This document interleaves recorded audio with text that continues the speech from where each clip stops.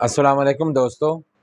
ایک دن رسول اللہ صلی اللہ علیہ وسلم کے پاس جبرائیل امین بیٹھے ہوئے تھے اور جبرائیل امین نے اوپر کی طرف سے دروازہ کھلنے کی آواز سنی اور اپنا چہرہ اوپر کیا، کہنے لگے کہ آج آسمانوں کا وہ دروازہ کھلا ہے جو آج سے پہلے کبھی نہیں کھولا گیا، اور اس سے ایک فرشتہ زمین پر آیا ہے جو آج سے پہلے کبھی زمین پر نہیں آیا۔ پھر اس فرشتے نے نبی علیہ السلام کو سلام کیا اور عرض کرنے لگا کہ اللہ کے رسول، آپ کو خوشخبری ہو ان دو نوروں کی جو آپ کو عطا کیے گئے اور آپ سے پہلے کبھی کسی کو عطا نہیں کیے گئے۔ وہ ہیں سورہ فاتحہ اور سورہ بقرہ کی آخری آیات۔ ان کے پڑھنے پر آپ کو ثواب بھی ہوگا اور آپ کی دعا بھی قبول ہوگی۔ اور محدثین کہتے ہیں کہ ان کو دو نور اس لیے کہا گیا ہے کیونکہ قیامت والے دن یہ روشن ہوں گی، روشنی کی صورت میں ہوں گی اور اپنے پڑھنے والے کے آگے آگے چلیں گی۔ اللہ رب العزت دعا ہے کہ اللہ تعالی ہمیں عمل کی توفیق عطا فرمائے، آمین۔